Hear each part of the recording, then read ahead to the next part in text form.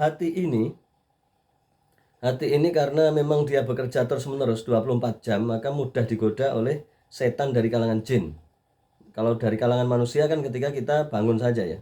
Kita bangun saja. Nah, ketika tidur, ketika sendiri, ketika kita merenung, ini perang antara malaikat dan jin, ini perang.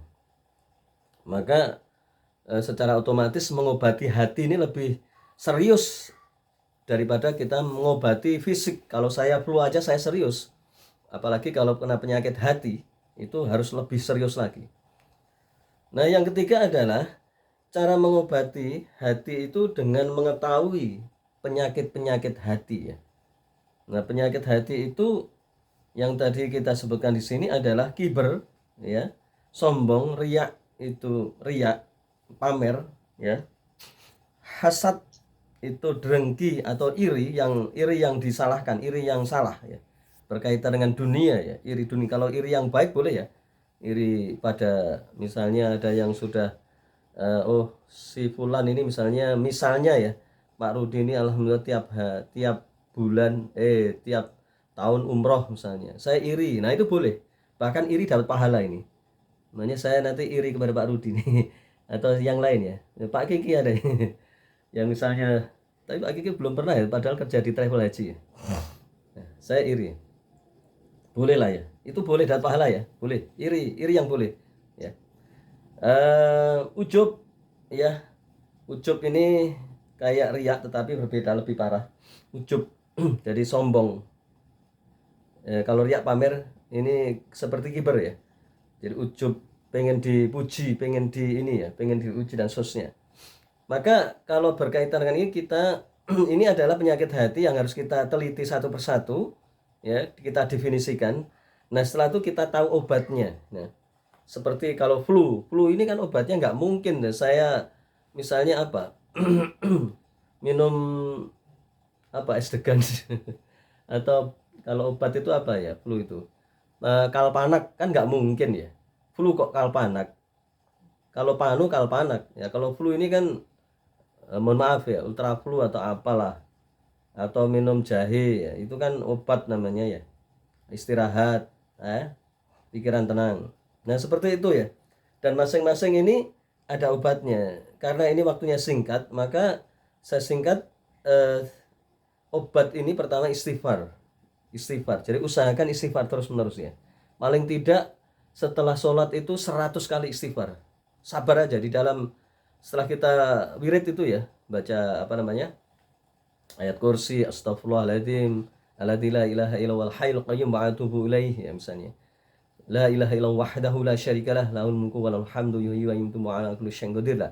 Itu nanti kita subhanallah 33, alhamdulillah dan seterusnya, maka istighfar 100 kali. Paling tidak begitu. Kalau bisa terus menerus istighfar, dalam perjalanan istighfar, dalam apa berangkat kerja istighfar dan seterusnya ya. Dan yang ketiga, setelah istighfar la haula wala quwata illa billahil aliyil azim. Jadi membaca la haula wala quwata illa ya. Jadi membaca la haula wala quwata illa billahil aliyil azim. Ini bukti ketundukan kita pada Allah.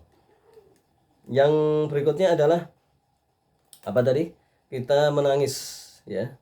Menangis karena Allah. Jadi usahakan menangis ini menjadi habit. Ya, saya tambahi keterangan ini ya. Kalau tadi ini menangis itu karena obat supaya dosa kita diampuni dan supaya hati kita lembut. Lembut itu mudah menerima nasihat ya. Lembut itu mudah menerima nasihat, mudah menerima Al-Quran, As-Sunnah. Maka kita yang keempat adalah beramal soleh. Perbanyakilah beramal soleh. Ya, termasuk doa. Minta, ya Allah, aku minta kelembutan hati ya. Jadi Allah menja'alna misal minat tawwabina. Ya Allah, jadikanlah aku orang-orang yang bertaubat ya. Bertaubat. Dan apa namanya? Itu semua tidak bisa tidak kecuali kita harus membaca kisah-kisah orang yang bertaubat, membaca Al-Quran, membaca Sunnah, membaca kisah-kisah orang bertaubat ya, sehingga kita akan dimudahkan ya. Dan berdoa terus-menerus ya, silahkan doa ya. Tidak ada satu kata kunci di sini bahwa Allah menyampaikan ana ingda dzani abdi bi ya. Jadi aku tergantung prasangka hambaku ya. Kalau hambaku itu minta padaku sesuatu maka aku kabulkan. Maksudnya begini. Kalau kita bingung maka berilah kita minta pada Allah petunjuk yang benar. Allahumma arinal haqqa haqqa warzuqna tibaa ya. Ya Allah berilah petunjuk yang benar itu benar dan berilah kami kekuatan untuk menjalankannya kan gitu kan ya. Wa arinal batilan batilan warzuqna jtinaba dan Allah berilah petunjuk yang salah itu salah dan berilah kami kekuatan untuk meninggalkannya ya. Jadi tolong ini camkan baik-baik ya, istighfar la haula wala quwata illa billahil azim, terus menangis ya, berdoa pada Allah. Yang keempat berdoa pada Allah. Maka semua ini diikat ya, semua ini diikat dengan beramal baik ya, beramal baik ya. Anda tidak atau kita tidak akan pernah menemukan ini semua kecuali harus beramal baik ya. Jadi sabar, berbuat baik, pokoknya beramal baik lah, banyak ya, sholat, ya ibadah, infak, sedekah, atau mendoakan orang yang kesulitan ya, atau sabar, tidak merasa sombong ya. Yang tadi saya jelaskan ya, sombong itu juga dalam hal ibadah itu banyak juga ya. Sombong merasa paling benar, merasa paling khusyuk ya, merasa paling alim, merasa paling suka berzikir ya. Tadi saya contohkan ya, alhamdulillah kita mengalami dulu ya, menangis, tapi menangis ini jangan sampai orang tahu ya. Kalau menangis sampai disiarkan, sampai menangis untuk ini ya itu sama saja lah. Ini bahaya hati ya. Apalagi menangisnya di syuting ya.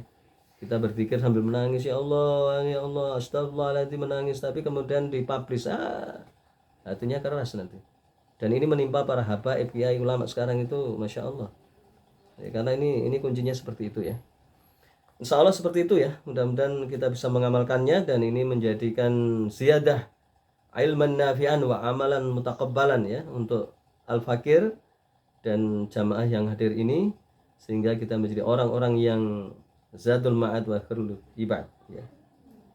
Aku qouli hadza astaghfirullahaladzim innahu wal ghafurur rahim. Assalamualaikum warahmatullahi wabarakatuh.